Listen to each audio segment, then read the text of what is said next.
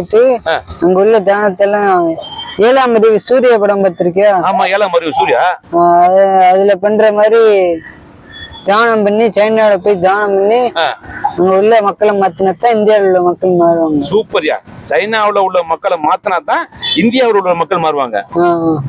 ஆமா, அவன் மோசமான ஆளு நம்பிட்டு போயிரும். அவன் தானே அந்த கொடிய வைரஸ் அது உருவாக்குறாங்க. முதல் அவங்கள மாத்தணும். நீங்க சொன்னது கவிதை கோபால், நீங்க சொன்னது சத்தியமா சொல்றேன், 100க்கு 100 உண்மை.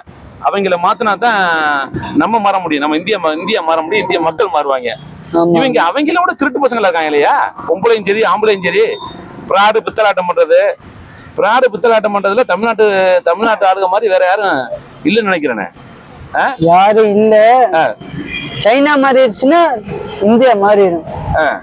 அந்த ஒரு குறிக்கோள்ல தான் இப்ப நான் தியானம் பண்ணிட்டு சைனா போகலான்னு இருக்கேன். ஓகே, சைனாவுக்கு போல முடிவு பண்ணிட்டீங்க. நல்லது. உங்களுடைய